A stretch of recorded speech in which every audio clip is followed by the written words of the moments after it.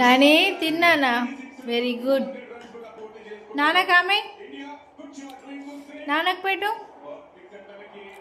Wow. అమ్మకొద్దా?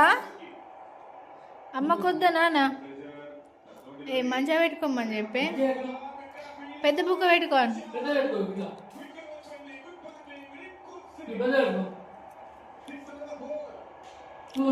నువ్వు ఒకటి నేను ఒకటి అని చెప్పాలా అట్లా. తిన్నా నితిన్.